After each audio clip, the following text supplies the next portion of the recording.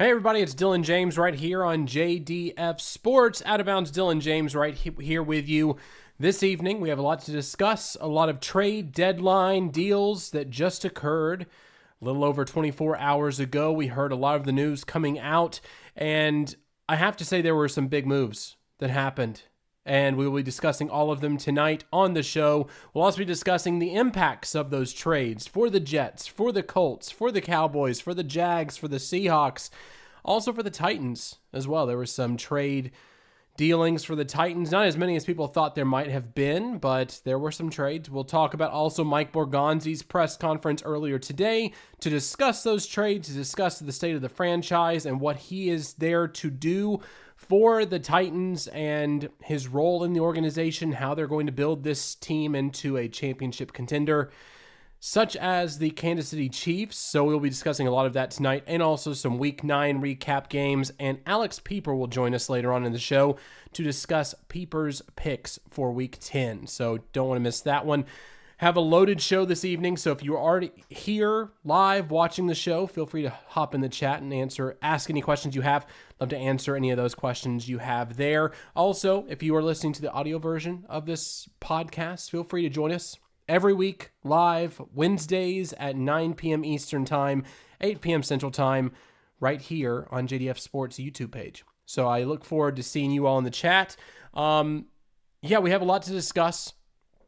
And we will get down into the deals that happened for the trade deadline. Now, there were a lot of movers and a lot of shakers in the trade deadline space this year. The big one being the Jets. The Jets were involved in a lot of deals, as we all thought they would be, being the sellers that they are, fire sale as you will. Aaron Glenn is looking for some ammunition for the draft coming up in the next couple of years, and I believe he got some for his team, so we'll see how he is able to help the general manager use those picks and coach those players on the field going into 2026. So I'm assuming we'll probably see some movement in the quarterback realm for the New York Jets next year because of a lot of the ammunition they received, but we'll talk about that in just a second. The biggest trade of the day yesterday, which shocked a lot of people. Didn't really think that this player was going to be on the market, but he was. Sauce Gardner, cornerback from the Jets, was traded to the Indianapolis Colts for 2 first-round picks, one in 2026, one in 2027, and also wide receiver Adonai Mitchell going to the Jets. In return, the Colts receive Sauce Gardner. They are pushing all their chips to the center of the table. They really are. They are wanting to become Super Bowl contenders this year. And with the way that Daniel Jones has played so far this season, they're doing just that. They're getting into that Super Bowl contention very, very quickly. And a guy like Sauce Gardner, when their cornerbacks were not playing the best, they did not have the best cornerback room in the league. However, Sauce brings in a lot of experience and a lot of skill at that position. Even though Sauce Gardner hadn't been playing the best with the Jets this season, I think going into a franchise that is currently winning, I saw a post on Twitter, I think it was, it said Sauce Gardner woke up being 1-7. Went to sleep being 1-7 and woke up being 7-2. So, going into a franchise that is winning currently in the season, I feel as though that's going to give him a bit of a boost, bit of a spark to head into the season and head into the rest of the season and want to do well for his new team. They gave up a lot of capital. 2 first-round picks and a wide receiver, Adonai Mitchell, who hasn't had many snaps this season anyway, so that was a piece that they could throw over to the Jets as a sweetener for the deal. But this just goes to show you that they really, truly are invested in Daniel Jones. They feel as though he is the quarterback of the future for the Colts. He will be there for quite some time. He's on a 1-year deal this year as a prove-it deal. I have a feeling that deal is going to get extended very, very soon because you don't give up this draft capital if you don't think that Daniel Jones is your solution at quarterback. And I have a feeling Anthony Richardson is on the outside looking in. And I just don't see Anthony Richardson being with the franchise that much longer. I think Shane Steichen and the Colts have realized that this guy, he had the intangibles to be a quarterback they felt in the league. They felt as though he could be a starting quarterback in the NFL. I think looking at his SEC tape and seeing what he did in Florida, you probably thought this would probably happen. This similar situation would happen with the gunslinger himself, Anthony Richardson, AR-15 up there in Indianapolis. And it's unfortunate. He got drafted pretty high compared to what people thought he would get drafted at.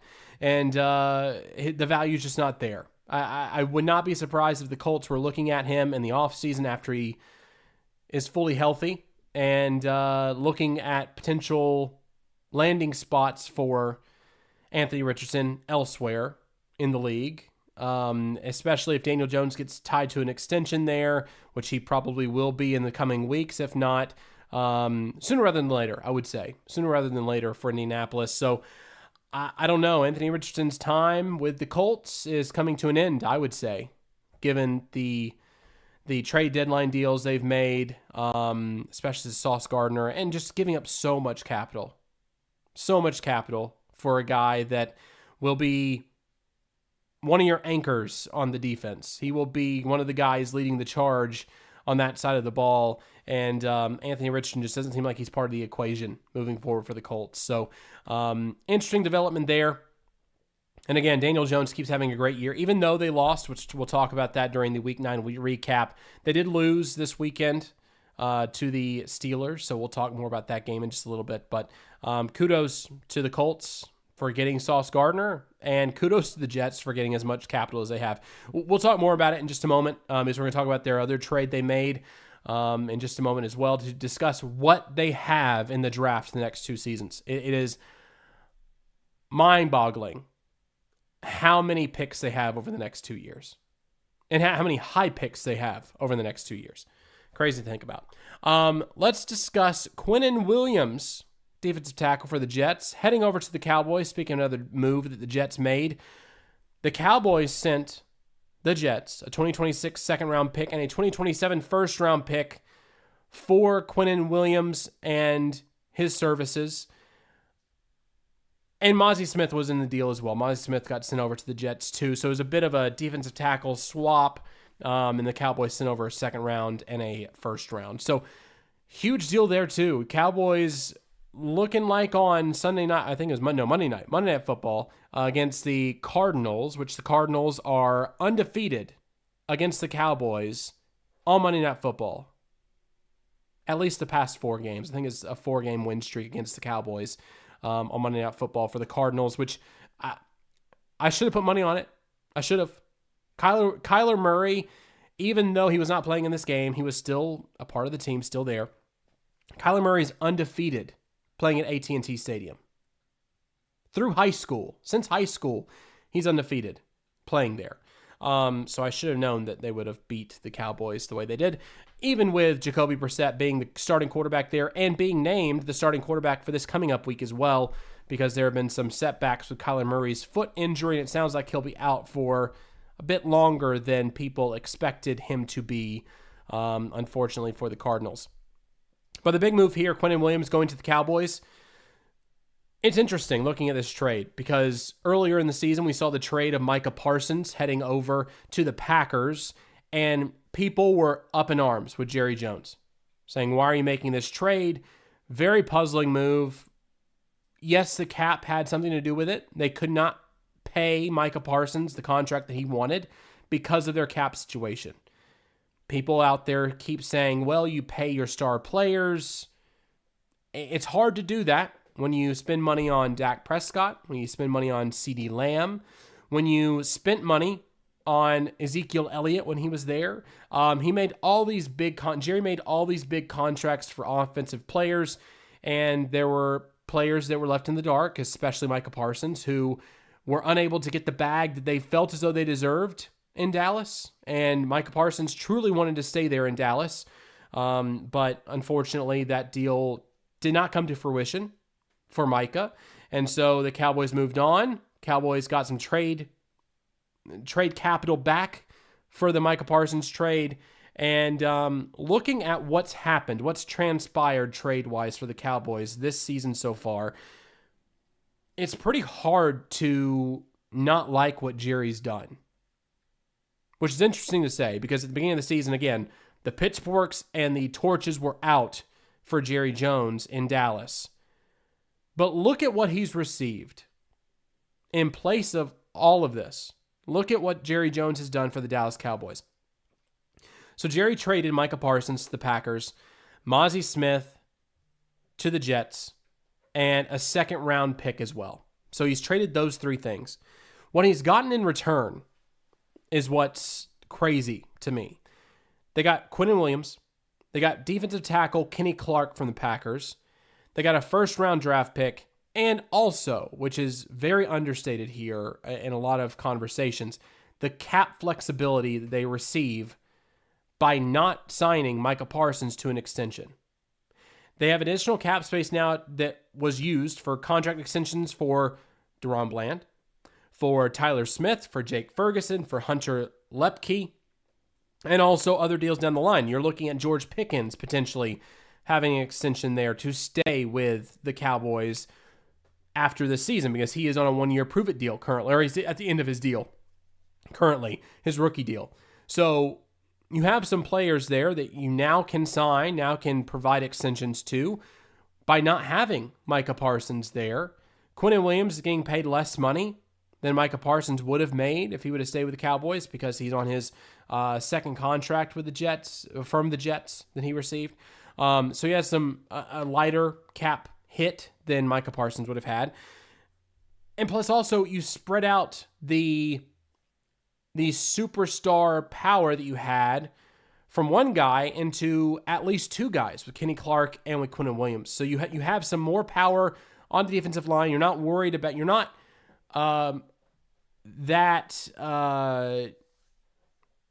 focused on one guy. If Micah Parsons went down with an injury, what then? The Cowboys were not good without Micah Parsons on the field. You've seen the defense this year has not been the best with no Micah Parsons. Kenny Clark hasn't really done too much in this defense to show that he is a good replacement for Micah Parsons. However, Quinnen Williams and Kenny Clark on the same defensive line together might be a pretty good force up front, especially for the run game. And that provides time for your corners to at least cover for the short time you might have before Quinnen Williams or Kenny Clark gets to the quarterback for a sack. So they have the pieces there on defense to be a pretty good defense the rest of the season. Their schedule is not the best, I would say. Looking at their schedule, it looks like they would have probably at least 3 losses, I would say. I think there was the Eagles. I'm trying to look at the schedule here now. The Eagles were there. Let me just double check here real quick. Cowboys schedule. I looked at it earlier today, and obviously it has escaped my mind since then. They have the Eagles. Next, they have the Raiders, which you should be able to beat the Raiders after, especially with them not having Jacoby Myers anymore. You should be able to beat the Raiders. Then they have the Eagles at home, the Chiefs at home, the Lions on the road, the Vikings at home, Chargers at home, Commanders on the road, and the Giants on the road. I would say probably of those games, you have at least 3 losses for the Cowboys. Potentially 3 losses. The greater likelihood there will be a loss. 3 games. Chiefs for one, because Chiefs are coming in and they are looking very good. Especially getting their wide receivers back, getting Xavier Worthy, getting Rashee Rice. Travis Kelce looks like he's doing better this year than he was last year, in my opinion. So you have some weapons there for the Chiefs, and I think obviously Patrick Mahomes is playing very, very well this year compared to last year as well. The Lions at home against the Cowboys, I think that's going to be a tough test for the Cowboys because the Lions will put up points and the Cowboys will have to match that throughout the game. Even though their defense will be better, I don't think it'll be good enough to hold the Lions back all the way, like we've seen some other teams. Vikings kind of up in the air. J.J. McCarthy had a pretty good week this week, getting the win for the Vikings. But I still don't fully trust J.J. McCarthy as the quarterback there in Minnesota. So that one's kind of up in the air. So, I mean, I would say of those games, the highest likelihood that you'd get a loss, Chiefs, Lions, and Cowboys. You could potentially throw in the Eagles too, so that could be potentially 4 losses if that's the case. But that's a lot. I mean, that's a very, very tough stretch of games. Very tough stretch of games. So, I'm not counting the Cowboys out yet. I'm not saying that that they're not going to make the playoffs. However, they're 3-5 right now. And if you're 3-5 and you have these new pieces on defense, great. But are you able to dig yourself out of the hole to get yourself into the playoffs, be at least 9-8 going into the playoffs? The NFC is pretty strong this year, so even 9-8 might be a little iffy when it comes to a playoff berth this season. But can the Cowboys dig themselves out? That's the real question in this whole scenario, and that one's going to be tricky, to say the least. Now, looking at another pick, they got Logan Wilson as well. The Cowboys got Logan Wilson from the Bengals for a 7th-round pick in 2026.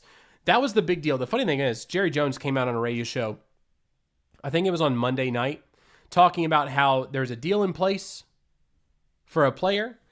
I'm not going to say who that player is. I'm not going to say what the deal is, but you'll find out at the trade deadline tomorrow. The first deal that came out from the Cowboys yesterday was this Logan Wilson trade. And everyone was like, was that it? Was that the trade that Jerry Jones was hyping up during Monday Night Football to everybody? Woof. But obviously it was the Quinn Williams trade, which that made a lot more sense after that trade was announced. Logan Wilson, though, requested a trade from the Bengals due to his involvement with the team this year. And also, I mean, if I were a defensive player on that team, seeing how bad the defense was, I'd want to get out as well. I don't know what it is about it. Anarumo, after him leaving last season, this year, the defense doesn't look better. I can say that much.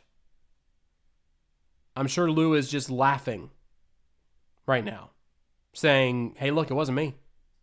Defense is just garbage. So bad for the Bengals. I feel bad for Joe Flacco, which we'll talk about in just a little bit after the Week 9 game they just had up against the Bears. But yeah, Logan Wilson got shipped out to the Cowboys, and the Bengals got a 7th-round draft pick. So additional piece, additional linebacker, good linebacker depth there for the Cowboys. So I'm sure they're excited about the defense right now. But again, is it too little too late for the Cowboys to get back into the race?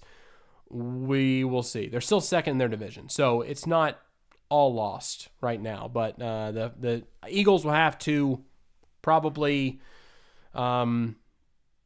regress a little bit before they can actually catch up some ground to get that the division title if they're looking for that for the Cowboys. Another move that happened, Jacoby Myers from the Raiders. We talked about him earlier in the show. The Jaguars traded for Jacoby Myers and sent a 4th and 6th round pick to the Raiders in exchange for the wide receiver services of Jacoby Myers. This was actually something that I was expecting to happen. Looking at the Jaguars depth chart, Travis Hunter and Joshua Cephas are both on IR. So Travis Hunter just got put on IR this past week, so I think he has at least 3 more weeks on IR before he can actually come back. Joshua Cephas has been on IR. Wide receivers Brian Thompson Jr. and Diami Brown are both questionable or injured currently, so they have a banged-up wide receiver crew.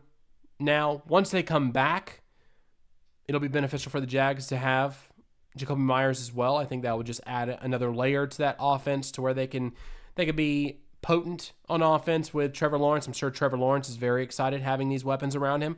But that's the big thing, just riding out this IR stint for at least Travis Hunter, and the other wide receivers just have to stay at least somewhat healthy, stay on the field for Trevor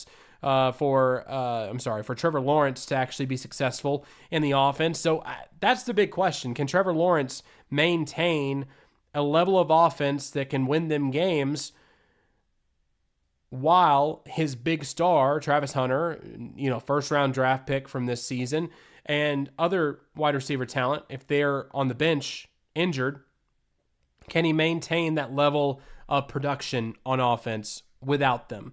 That's the big question in Jacksonville.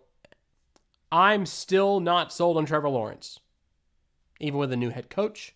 I have never been really a Trevor Lawrence fan. He came out of college being a quote-unquote generational talent. I never saw it. I mean, everything in Clemson he did, it was a college quarterback to me. He was a good college quarterback. He was. Is he a generational talent coming out of college? No. Has he been a top 10, top 15 quarterback in the league? No. But we'll see. We'll see what can happen. I know these injuries are rough, especially a first-year head coach. And Trevor Lawrence trying to get better, make a name for himself again in the league, and, climb the pecking order of quarterbacks in the league. It's kind of tough to do that when your wide receivers are injured, but, at this point in his career, he's not a rookie anymore. He should be considered an NFL vet, and he should elevate the talent around him. Wesley Burton saying, what's up? Better late than never. What's up, Mr. James? Duval is a dumpster fire for the expectations anyway. Yes, and they've been second in the division all season to your Indianapolis Colts. So that's the thing. I mean, they were a bit more competitive than I thought they were going to be this year. I can say that much. But the AFC South is worse than I thought it was going to be this year. So take that for what it is. But Duval's always been, I mean, if you have a chant like that, I mean, obviously you're a dumpster fire. I'm sorry, Jacksonville Jaguars fans out there. Yeah, it's rough. It's rough for Trevor Lawrence. And I'm sure it's going to be rough for Jaguars fans to be watching Trevor Lawrence for as long as he's there. I mean, he signed that contract extension, 2 seasons ago now? So he's there for a few more years, at least, for Jacksonville, which, not the best. But Sauce Gardner, though, to the Colts. Do you like the move, Wesley? I'm sure you do. Giving up 2 first-round draft picks is pretty steep. Giving away Adonai Mitchell is pretty steep as well. All the things they gave up for Sauce Gardner, but having a star cornerback, one of the top, 5 best corners in the league, at least top 10, that must be pretty nice for the Colts. So kudos to you guys. Yeah. Jaguars, always going to be dumpster fire in the AFC South, I feel, especially with the wide receiver injuries. Next move I want to talk about, the Seahawks. So looking at the Seahawks this year, they've been successful. They're 4-0 at home, 6-2 record on the season. They wanted to add some wide receiver help, so they went out and got Rashid Shaheed from the Saints for 2026 4th and 5th round pick, sending that to the Saints for the services of Rashid Shaheed. The real reason why they traded for Rashid Shaheed is because their second leading wide receiver is Cooper Kupp, who currently is sitting at 293 receiving yards this season. Jackson Smith-Njigba, their star wide receiver, has over 900 receiving yards this season. So there's about a 600-yard gap between their first and second receiving threats for the Seahawks. So they wanted to add another wide receiver to the room. Shaheed, he was the odd man out, especially with Chris Olave being there. That Saints were talking about trading somebody. They weren't going to trade Olave. I think that was the better choice in this situation, is to keep Olave, trade out Shaheed. I think that's a great choice by the Saints. And they're able to get some draft capital, 4th and 5th. If they want to move up in the draft, they can. They'll have a very high draft pick, if not in the top 3, in the top 5 at least this season. So I think it's a good move by the Saints. Seahawks too, giving up that draft capital to get Shaheed. I think they're in a great spot right now. They have a good team. And I think, Sam Darnold, I don't know. I mean, he's looked so good. He just continues to look good. The big thing to me, the Vikings have to be kicking themselves. They have to say, why didn't we keep that guy? We were uncertain about J.J. McCarthy. He's looked kind of up and down this season with injury as well. It's just, it's rough. The Vikings, in my opinion, the Vikings should have probably stuck with Sam Darnold. At least given him like a 2 or 3 year deal. Let J.J. McCarthy get fully healthy. Let J.J. McCarthy sit back there for a little while. Similar to like an Aaron Rodgers, Brett Favre, Aaron Rodgers situation, or Aaron Rodgers, Jordan Love situation. Let him sit back there on the bench, learn from the starting quarterback, and then give him the reins. But I mean, good for Sam Darnold. He's been able to continue that success. He's proving the doubters wrong, saying that it was just because of Kevin O'Connell. He's looking really good. So kudos to him. Kudos to the Seahawks. And Mike McDonald has been doing a great job in Seattle. Great job. Defensive-minded head coach, but their offense is still producing. And Jackson Smith-Njigba has really, really evolved this year. He's turned into that wide receiver one they were hoping he was going to be. And, I think with Jacoby Myers being there, Rashid Shaheed being there, being wide receiver number 2, that will give Jackson Smith-Njigba some relief to still be productive, but it will open it up a little bit for him to be even more productive potentially. Or if they're all over Jackson Smith-Njigba, it gives Shaheed some man-on-man coverage potentially and some opportunities to become that wide receiver 2 and step into that spot and be productive as well. So kudos to the Seahawks. It's been great for them. Wesley chiming in saying this year would have been a later round draft pick, barring some complete meltdown. So basically a second. Yeah, I'm happy with it. A.D. Mitchell had an abysmal rookie year with a lot of drops, plus his issues this year. And Alec Pierce has been revitalized. So yeah, I'm happy. Would have loved an edge rusher like Hendrickson. Pressure on the quarterback has been an issue.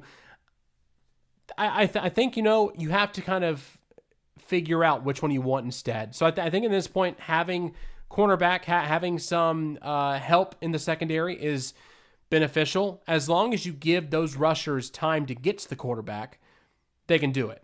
Either you go that way, you get good corners to where you give those defensive linemen who might not be as good time to get to the quarterback.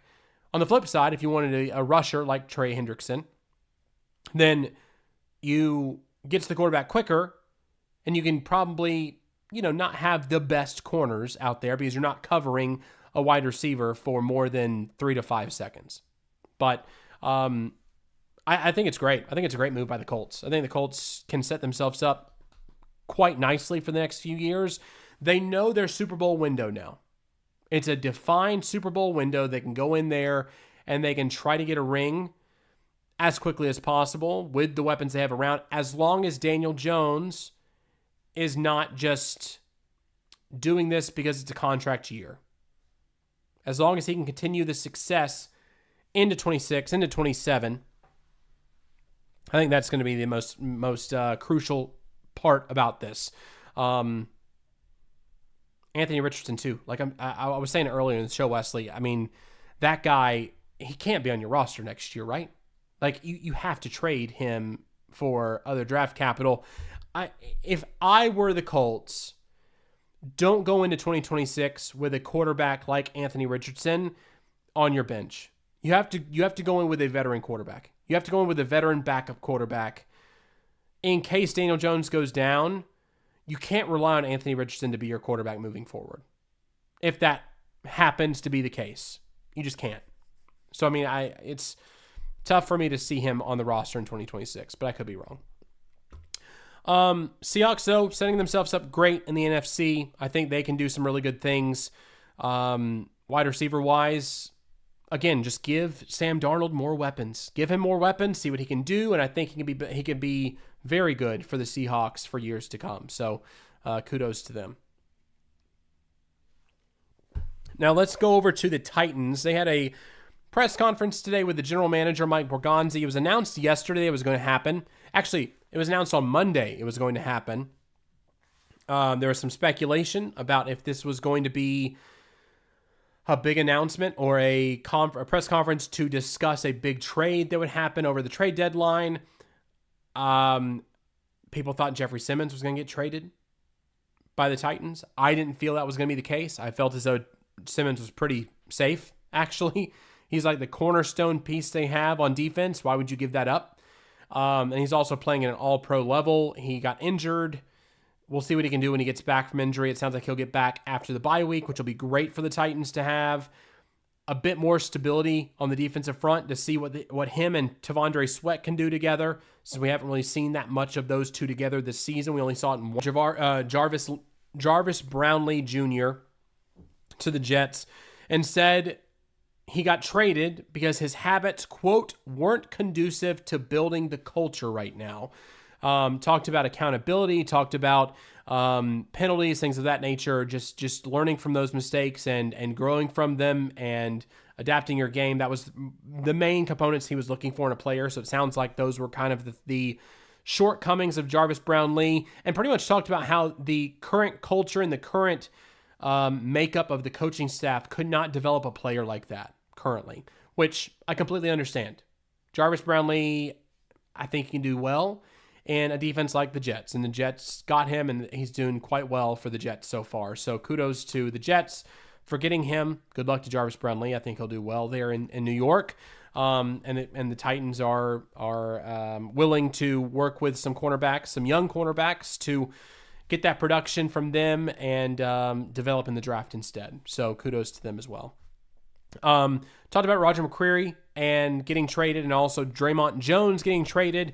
Only reason why those players were traded is because of value. Roger McCreary was on an expiring contract at the end of the season, so it was time to get him, to move on from him if they were able to get the value for him, and they did. Draymond Jones, another guy they wanted to keep on the roster. However, offer was too good to give up, to let it go, so they decided to move Draymond Jones as well. So from the sound of it, to me, it sounds like that Borgonzi might even look at Draymond Jones again in the future. He was talking very highly of Draymond Jones. Sounded like they wanted to keep him on the team. So I would not be surprised if this was just a rental piece when it came to trading him in the during the season, and see what he can do with the Ravens and potentially come back. The conditions on that pick, it's a fifth pick, right? A fifth round pick as of now from the Ravens. However, if Draymond Jones gets 2 more sacks this year and they also make the playoffs, if the Ravens make the playoffs, those are 2 conditions on the trade, then it would convert into a 4th round pick instead. So some good conditions there, and it sounds like with the way Draymond Jones was playing, those 2 sacks should come pretty quickly. And it looks like that if the Ravens can have a pass rush like that, and they could potentially make the playoffs too. So good draft. Good trade by Borgonzi overall. I was pleased by it. I was pleased by the value too. Talking on Jeffrey Simmons, he said that Jeffrey Simmons is a pillar for what you want on a team, saying that he's a foundational player for the Titans, and they couldn't do what they want to do in the future with this team without Simmons on the roster. So that bodes well for Simmons getting a contract extension at some point, either this year or in the offseason. Also said that Simmons, Cam Ward, and the rest of the rookie class could be building blocks for this team moving forward, and he's talked about being a draft and develop type of organization, and using the money they're getting in the offseason, the cap space they'll have to pay for players, using that kind of as a supplement for now. If there are players that can help this team, then he will spend money on them. If it's a position of need especially, he'll spend that money, but he does want to draft and develop players, and I think that he's the right guy to do that. So kudos to Mike Borgonzi today. It was a great press conference. If you haven't listened to it today, I highly encourage you to do so on the Titans YouTube channel. Great insight there from the general manager of the Titans. Wesley Burton says, not unless he plays a different position, talking about Anthony Richardson. He's a freak athlete, but needs to be less fragile. I could see him used like Debo if he can absorb hits, which... that's a question mark. Can he actually absorb hits? If he can absorb hits, then I think he'd probably still be in the running for the starting quarterback position. But getting knocked out in his first 2 seasons due to injury doesn't really bode well for the chances of Anthony Richardson staying on the team, especially in a different position. Quarterback is a position where you're not really getting hit too much. I mean, I guess you can try to be a kicker, because you're not really hit as a kicker much. Maybe a long snapper, if Anthony Richardson wants to be that. Other positions, though, tight ends, you're getting hit a lot. Wide receiver getting hit a lot. Running back getting hit a lot. So not many choices there for Richardson if he can't stay healthy. So we'll see how it goes. See how it goes in the offseason. So that was your Titans update. Alex Pieper will be joining us momentarily to discuss his Pieper's picks for Week 10. So be on the lookout for that. But as we get closer and closer to the end of the show this evening, I do want to talk about some of the games that happened this weekend, which some great games out there. I was going to talk about a lot more of them, but I didn't want to talk about all of them. There are 3 that really stuck out to me this weekend. I mean, obviously, I guess you could say 4. The Chiefs and Bills game. I don't know if anybody watched that game. Always a good watch. Chiefs and Bills. It's a great rivalry. Chiefs were trying to come back. They scored a late touchdown with a 2-point conversion, and they just couldn't get back into it. The Bills were able to hold them off and win that game. And Josh Allen continues to have Patrick Mahomes' number in the regular season. Can this matchup happen again in the offseason? And can Josh Allen actually get over the hump and beat Patrick Mahomes in the pro season? That's just going to be something we'll have to watch and see. It is tough, though, to see Josh Allen be so successful in the regular season and then lose in the postseason so often. It looks a lot like a guy by the name of Peyton Manning did the same exact thing, would always win in the regular season, won two Super Bowls, one with the Colts, one with the Broncos, and went to 3 total in his career.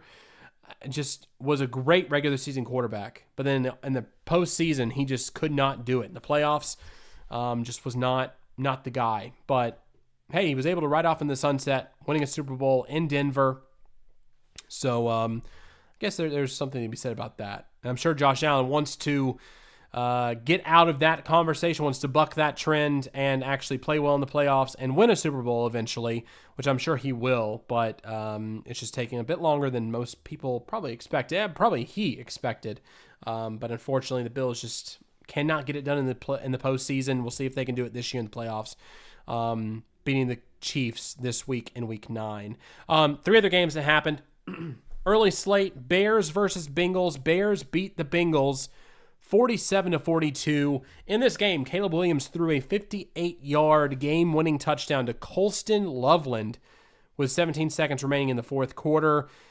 After their starting tight end went down with an injury, Loveland came in and played really well. If he's out there still on your waiver wire, I would suggest picking him up in fantasy football because who knows how long.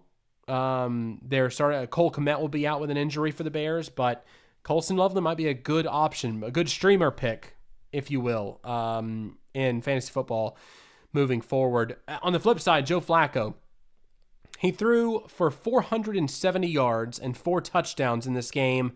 But again, the defense just did not help him one bit in this game. Losing to Caleb Williams and the Bears on a last-minute game-winning touchdown, 58-yard game-winning touchdown. Woof. This defense is just awful to watch. I feel so bad for Joe Flacco and so bad for Jamar Chase and T. Higgins. They don't feel bad because they just got the bag over the past 2 years. Jamar Chase and T. Higgins have both gotten very, very lucrative contracts we've discussed on the show ad nauseum. But yeah, Joe Flacco still has it. If only his defense could help.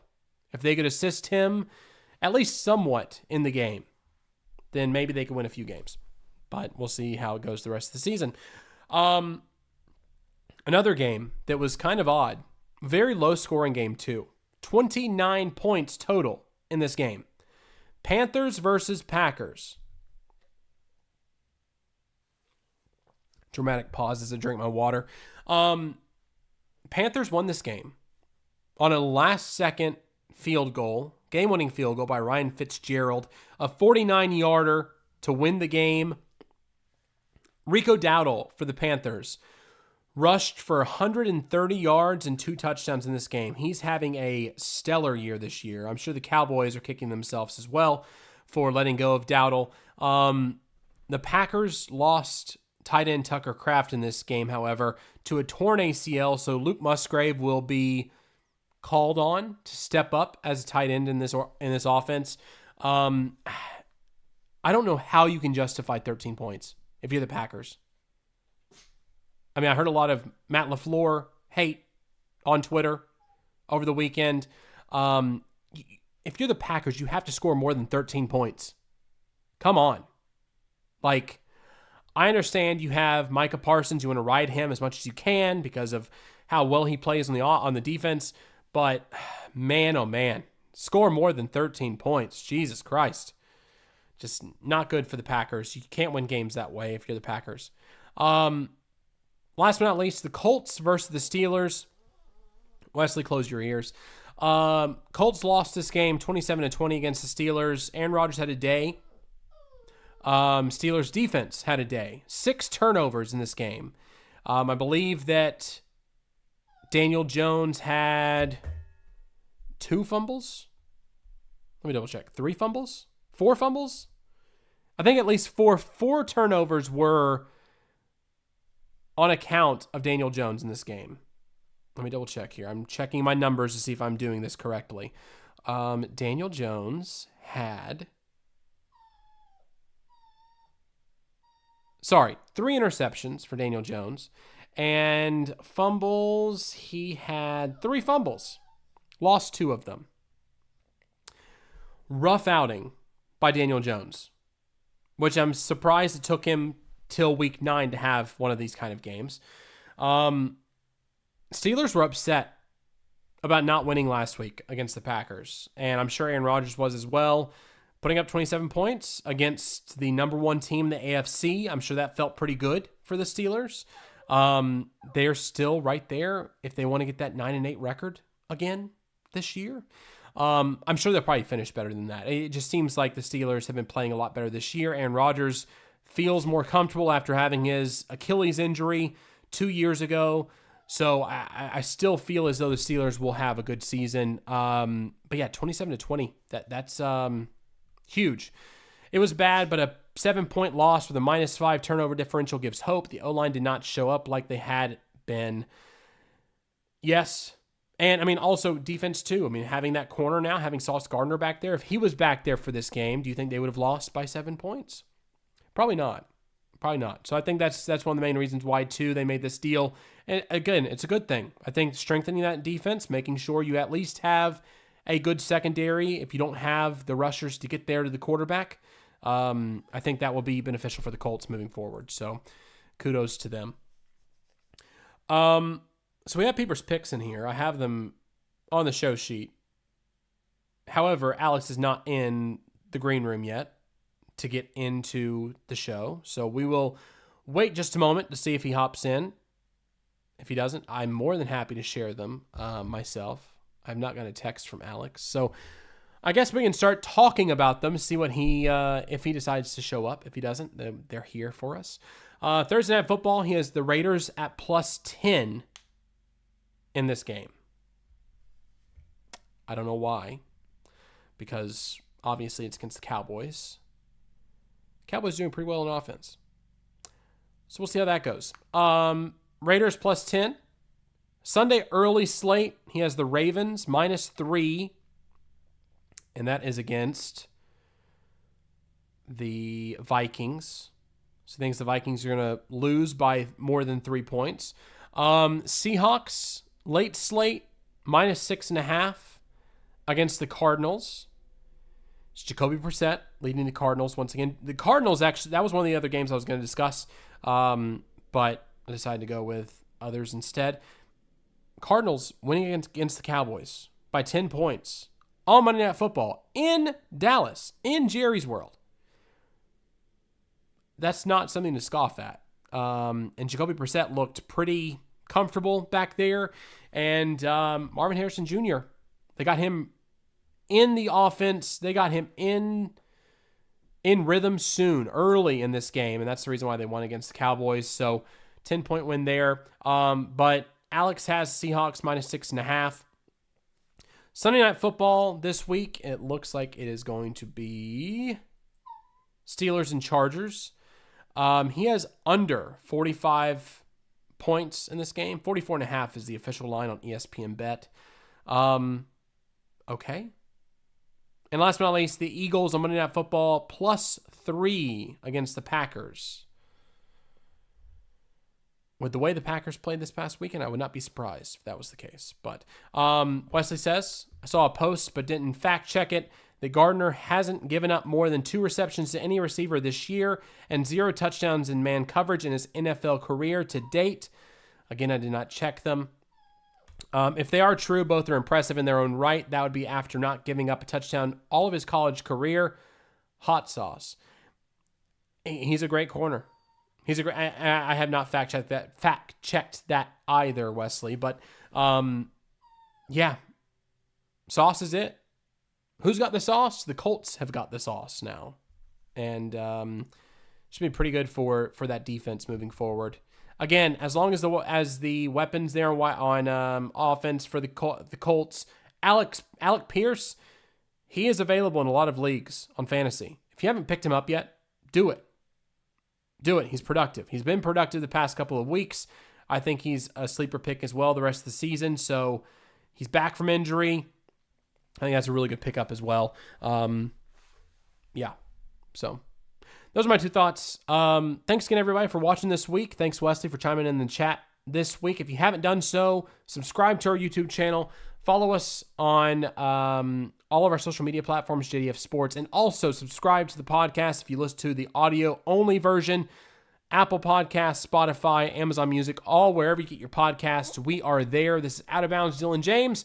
I will see you all right here next week on Wednesday, 9 p.m. Eastern Time, right here on JDF Sports.